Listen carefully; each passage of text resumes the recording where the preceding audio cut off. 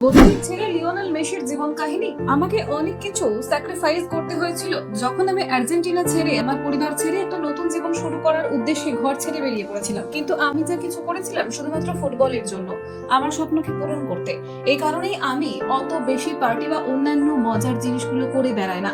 এখনো পর্যন্ত তার সব থেকে বেশি আবেগপ্রবণ সাক্ষাৎকারে বার্সেলোনার সেই ছোট তারকাটি বলেছিলেন যে ঠিক কতটা কষ্ট সহ্য করেও সে তার পরিবারকে ছেড়ে, সমস্ত বন্ধুদেরকে ছেড়ে, সমস্ত ইনভাইটেশনকে না করে সে বিদেশ চলে এসেছিল একটা নতুন জীবন শুরু করতে।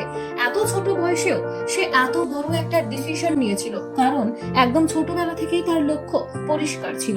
সে সব দিনই চেয়েছিল একজন মহান ফুটবলার হতে।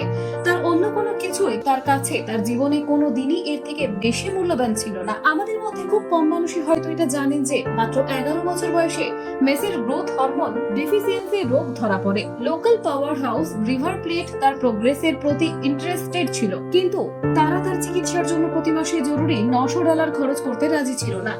কার্লস রেসজ্যাক, যিনি সেই সময় এফসি বার্সেলোনার স্পোর্টিং ডিরেক্টর ছিলেন, সৌভাগ্যবশত মেসির ট্যালেন্ট সম্পর্কে অবগত হন, কারণ ওয়েস্টার্ন ক্যাটালোনিয়া লিগাতে তার কয়েকজন আত্মীয় ছিল, যার ফলে মেসি এবং তার বাবা এফসি বার্সেলোনা টিমের সাথে একটা ট্রায়াল অ্যারেঞ্জ করতে সফল হন।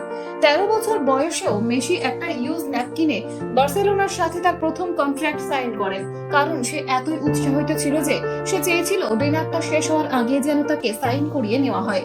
যে কারণে স্পোর্টিং ডিরেক্টর কার্লস রেসজ্যাক তখনই রেস্টুরেন্টের ওয়েটারকে ডাকতেন, তার কাছ থেকে একটা ন্যাপকিন নিয়ে তাতে একটা কন্ট্রাক্ট লিখে দেন। ন্যাপকিনটা এখন মেসির উকিলের অফিসে ঝোলানো রয়েছে, যেটাকে বর্তমানে মোস্ট সেলিব্রেটেড পেপার ন্যাপকিন হিসেবে গণ্য করা হয়।